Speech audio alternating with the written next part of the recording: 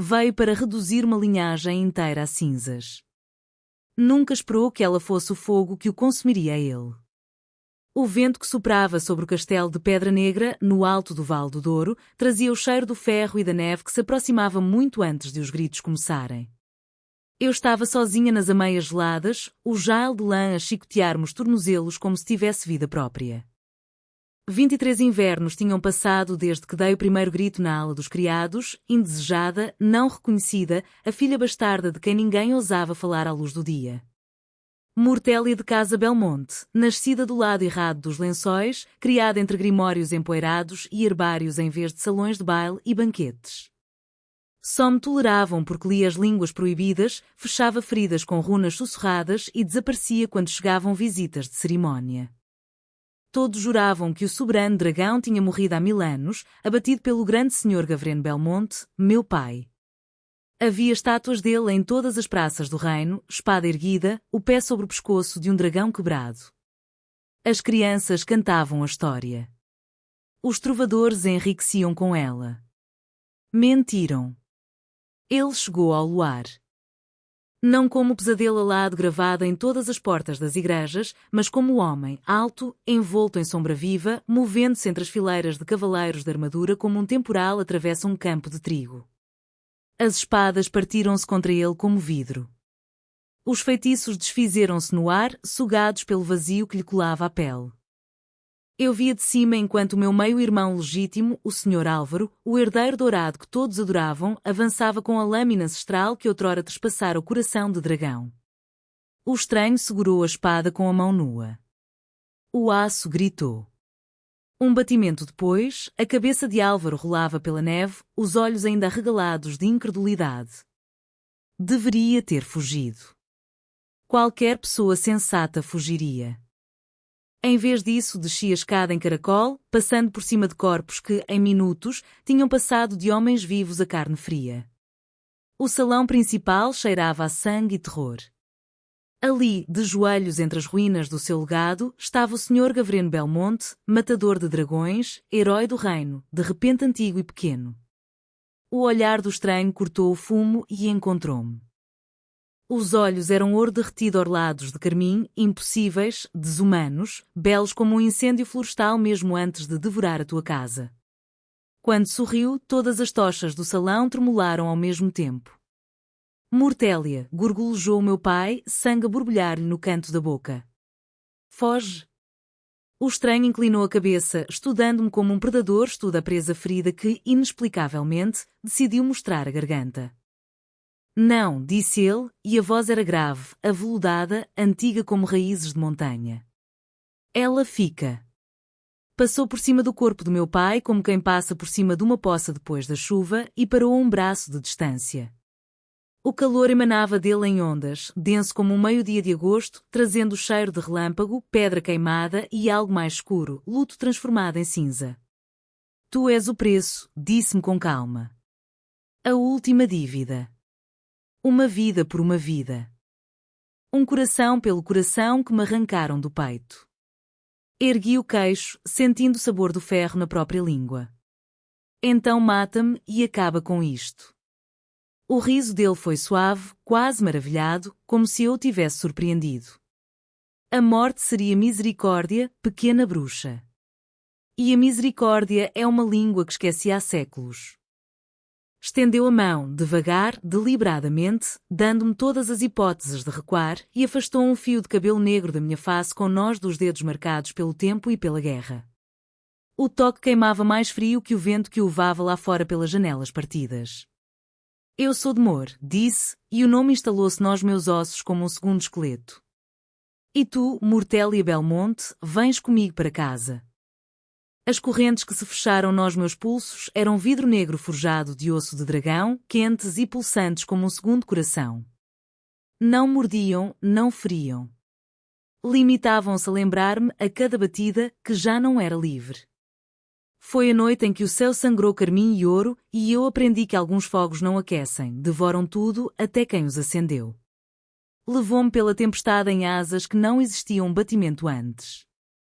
Num instante estávamos nas ruínas fumegantes do castelo de Pedra Negra. No seguinte, o mundo caiu debaixo de nós e eu estava aninhada contra um peito de escamas de obsidiana que brilhavam como azeite derramado. O vento gritava-me nos ouvidos, tão alto que o sentia nos dentes. Engoli o grito, o orgulho era a única coisa que a noite me deixara, e enterrei o rosto no canto onde a asa encontrava o ombro. Cheirava a fumo, relâmpago e algo dolorosamente selvagem. Quando aterramos, o mundo que eu conhecia tinha desaparecido.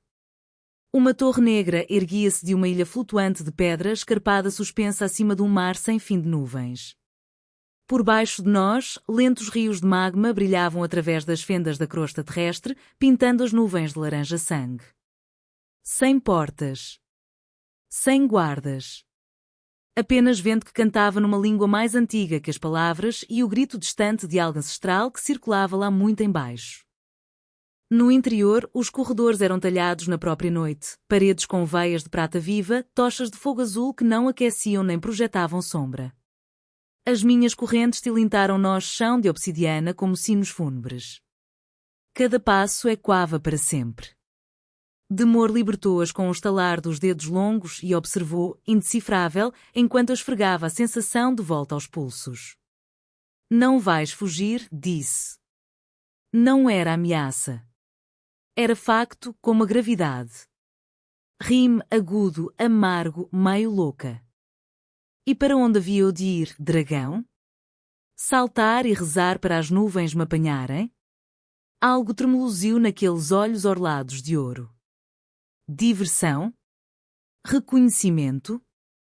Tens a língua do teu pai, murmurou.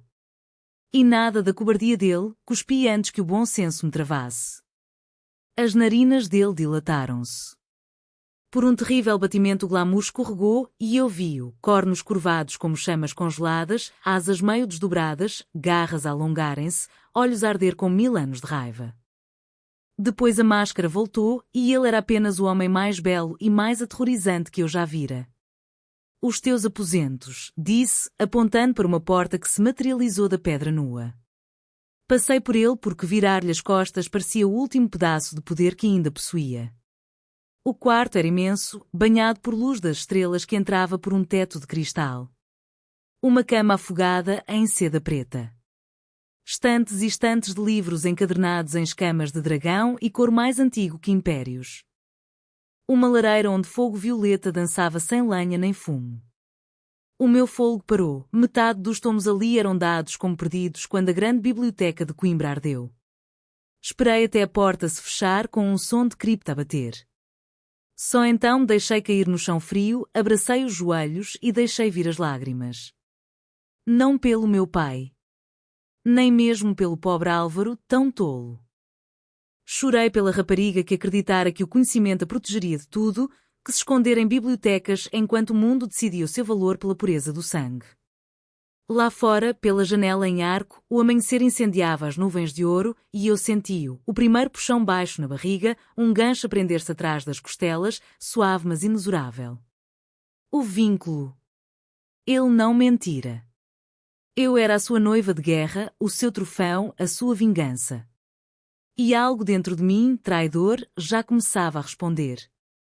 Os dias dissolveram-se em semanas, talvez meses. O tempo comportava-se de forma estranha acima das nuvens, esticando-se e dobrando-se como seda nas mãos inquietas. Demor deixava-me sozinha quase todas as noites. Eu rondava a biblioteca sem fim, os dedos a percorrer runas que doíam só de olhar diretamente, aprendendo que o fogo de dragão podia cauterizar uma ferida ou arrancar a carne dos ossos com o mesmo sopro. Memorizei proteções capazes de segurar uma montanha inteira e maldições que desfaziam uma alma. O conhecimento era a armadura, repetia para mim mesma. O conhecimento era a arma. Às vezes ele chamava-me ao salão do trono, uma caverna imensa aberta ao céu, onde se sentava num trono forjado das espadas derretidas de todos os cavaleiros que algum dia tentaram matá-lo. Fazia perguntas naquela voz aveludada que me arrepiava a pele. Por que razão teu pai te escondeu como um segredo vergonhoso? O que sabes do ritual da escama-coração? Já sonhas comigo, pequena bruxa? Eu respondia com sarcasmo, meias verdades e, de vez em quando, um insulto afiado. Ele escutava como se cada palavra fosse uma lâmina que gostava de provar na língua. Uma noite encontrou-me no arquivo, o nariz enfiado num tomo encadernado em escamas azul noite. O capítulo falava de vínculos de alma, permanentes, dolorosos, inquebráveis. Lês a língua antiga com fluência, observou, encostado uma coluna de mármore negro. O luar desenhava prata na linha afiada do maxilar, na coluna forte da garganta. A minha mãe era curandeira do povo, disse sem levantar os olhos. Ensinou-me antes que a vossa espécie reduzisse a aldeia dela a cinzas. Silêncio tão denso que sufocava. Não queimei nada naquela noite, disse por fim, a voz baixa. Dormia sob a Serra da Estrela, sonhando em pedra. Fechei o livro com força. Que conveniente. Aproximou-se. O calor tremia no ar entre nós, espesso e inebriante. Acreditas mesmo que todos os monstros têm escamas, Mortélia? Encarei-o, alguns usam cara de homem e conseguem as mesmas atrocidades. O sorriso dele foi lento, perigoso, com um fio de algo que fez o meu coração tropeçar. Cuidado! Isso quase pareceu flerte. O sangue subiu-me às faces. O vínculo puxou, forte, insistente, um fio a apertar-me o coração. A respiração falhou-me. Ele estendeu o braço por cima do meu ombro para tirar o tomo pesado das minhas mãos dormentes. A manga roçou-me o pulso e o contacto foi fogo líquido até ao osso. Página 217, murmurou, o hálito a mexer nos cabelos finos da minha têmpora. A parte sobre quebrar o vínculo. Vente. Cada palavra. E desapareceu, deixando apenas o cheiro persistente de fumo, tempestade e o tambor frenético do meu coração traidor. Nessa noite sonhei com asas que me envolviam como sombra viva, dentes que roçavam a curva do meu pescoço sem morder, uma voz mais antiga que a dor a sussurrar meu numa língua de chama. Acordei ofegante, os lençóis torcidos nas pernas suadas, uma fome entre as coxas que me assustava mais do que qualquer dragão. Ele tinha uma cicatriz que eu nunca devia ter visto. Descobri-a na noite em que a tempestade tentou arrancar a torre do céu. O trovão rebentava como se partisse a coluna do mundo. A chuva fustigava de lado, transformando a varanda numa cascata. Encontrei-o ali, camisa colada a cada linhadura do corpo, olhando para o coração do temporal como se pudesse dar-lhe respostas. Um relâmpago rasgou o céu, iluminando a cicatriz irregular que descia do ombro esquerdo até ao centro do peito, onde a lâmina do meu pai trespassara o coração de dragão há 1000 anos. Brilhava levemente, como brasas debaixo de cinza. Devia tê-lo deixado com os seus fantasmas. Em vez disso, entrei na enxurrada. Vais ficar doente de morte, disse, a voz quase perdida no rugido. Ele não virou a cabeça. Dragões não morrem de frio. Mas morrem de solidão, ouvi-me responder. Virou-se de repente. A chuva corria-lhe pelo rosto como lágrimas que o orgulho não deixava cair. Não faças isso, avisou, a voz em carne viva. Não finjas que entendes. Eu entendo a perda. A minha voz partiu-se como trovão. A minha mãe queimou a gritar. O meu pai vendeu-me antes de alguma vez me pegar ao colo. Sei o que é ser a última da tua espécie. Por um instante, a tempestade foi o único som no mundo inteiro. Depois ele moveu-se, mais rápido do que o pensamento, e eu estava encurralada contra o parapeito, o corpo dele uma parede de calor a prender o meu, as mãos apoiadas dos dois lados da minha cabeça. A chuva colava-me o vestido à pele, a camisa dele era quase transparente. Os olhos ardiam. Tu não és a última, rosnou, a voz a tremer de violência contida. És o eco do homem que me roubou tudo. Ergui o queixo. Então por que não me mataste ainda? A mandíbula dele apertou-se. O vínculo rugiu entre nós, branco, quente, vivo. Porque a ideia disso parece morrer 2 vezes, sussurrou e a confissão rasgou algo no ar. O trovão engoliu o meu suspiro. Inclinou-se até os nossos hálitos se misturarem, até eu sentir o gosto de chuva, fumo e luto antigo nos lábios dele. Diz-me para parar, disse contra a minha boca, a voz em farrapes. Devia ter dito. Em vez disso, os meus dedos agarraram a camisa molhada dele, mesmo por cima da cicatriz que era o crime do meu pai feito carne. Ele estremeceu de verdade, e encostou a testa à minha. A chuva caía sobre nós os dois, lavando sangue de feridas antigas que nenhum de nós conseguia fechar.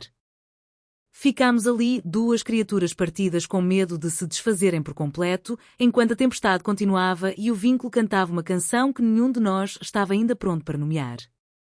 Os dragões têm nomes verdadeiros. Falar um deles é de ter poder sobre a criatura ou ligar a tua alma a dela para sempre. Encontrei o dele gravado em sangue num fragmento de obsidiana escondido atrás de um painel falso no arquivo mais profundo. Não era de Mor. Esse era o disfarce que mostrava ao mundo. O nome verdadeiro era mais antigo que as serras, belo como uma maldição mortal, devastador como o primeiro raio de sol depois de uma noite sem fim. Levei o fragmento no bolso durante 7 dias, sentindo queimar uma coxa como brasa viva. Na 7ª noite ele entrou no meu quarto sem avisar. Enchia a porta, descalço, camisa desabotoada, cabelo revolto do voo. O vínculo puxou com tanta força que vacilei. Diz-o, pediu, a voz rouca. Pisquei. O quê? O meu nome. O que encontraste? Diz-o e acaba com este tormento. Tirei o fragmento do bolso. As runas brilhavam entre nós como estrelas cativas. Se eu disser, sussurrei, o que acontece? Os olhos dele eram oceanos antigos de dor. Poderias ordenar-me que te libertasse? Ou que me ajoelhasse?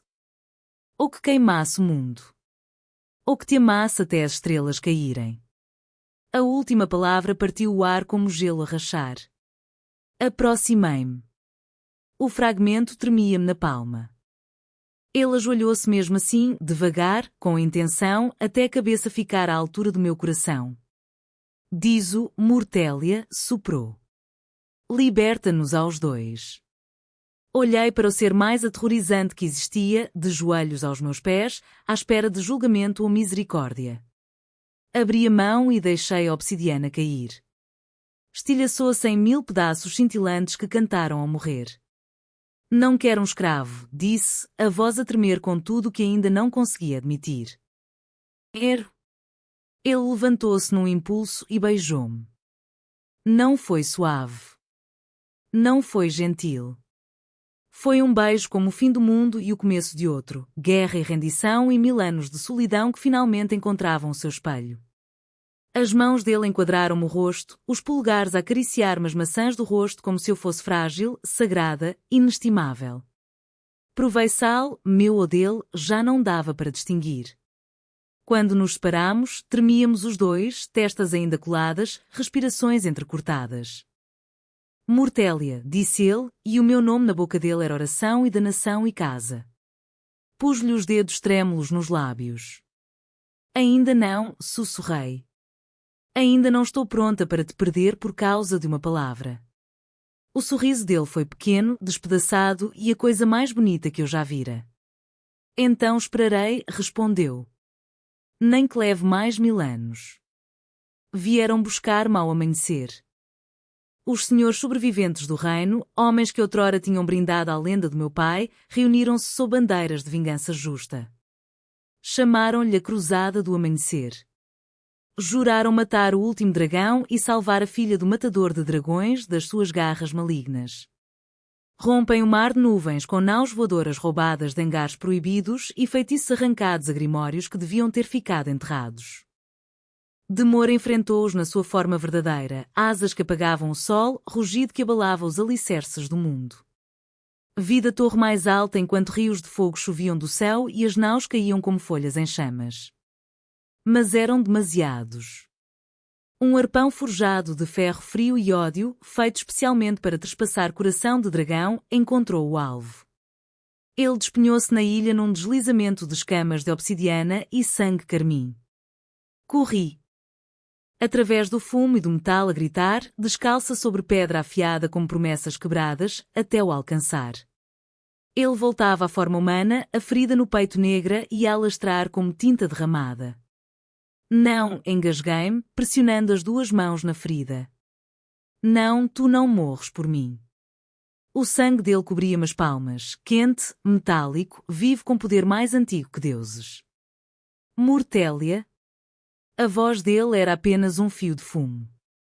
Fiz a única coisa que restava. Curvei-me e encostei a boca à ferida, bebendo fogo diretamente da fonte.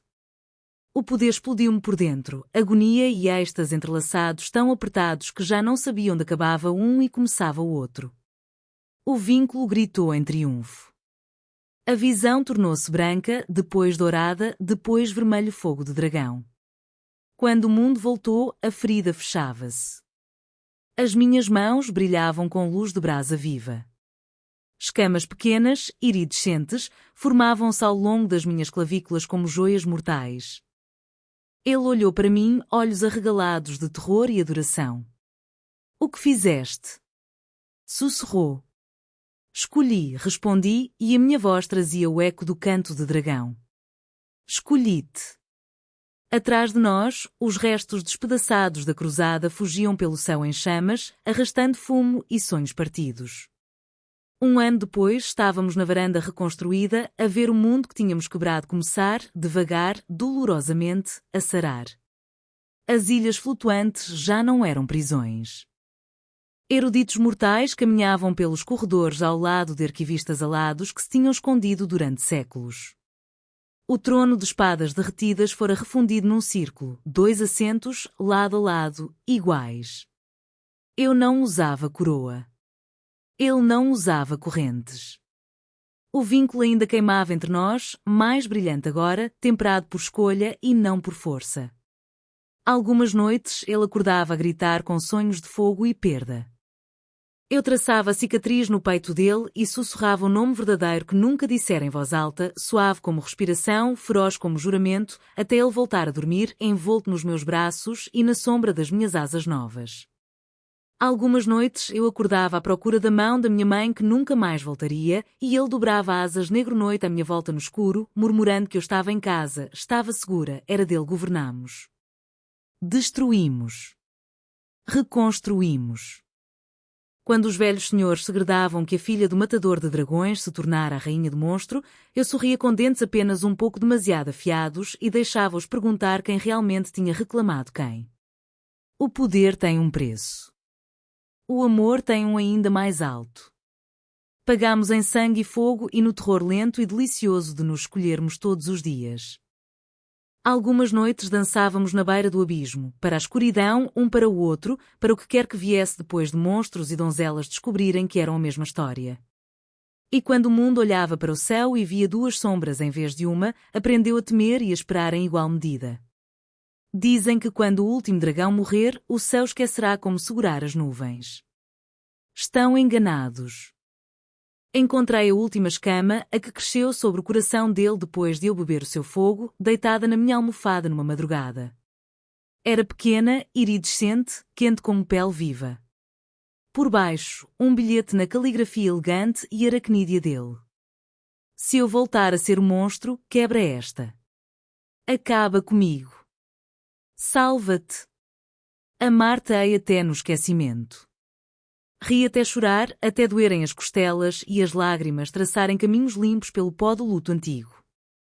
Depois fui até à varanda mais alta onde ele esperava, asas meio abertas contra o nascer do sol, silhuetada em ouro. Pus a escama na palma dele e fechei-lhe os dedos em volta dela. Nunca, disse-lhe, a voz firme como o vínculo entre nós. Acabaram-se os sacrifícios. Ele esmagou-me contra si, asas a dobrarem-se à nossa volta até o mundo se reduzir ao trovão de 2 corações que, de alguma forma, tinham aprendido a bater como um só. Juntos, então, murmurou contra a minha têmpora. Sempre respondi. Lá muito embaixo, o mundo ferido, estranho e recém-nascido continuava a girar. Lá em cima, 2 criaturas que nunca deviam ter-se amado ficaram asa com asa e viram o horizonte arder com a promessa de mais um dia que lutaríamos com dentes e garras para merecer. Alguns fogos destroem reinos. O nosso aprendeu a iluminar a escuridão. Fim.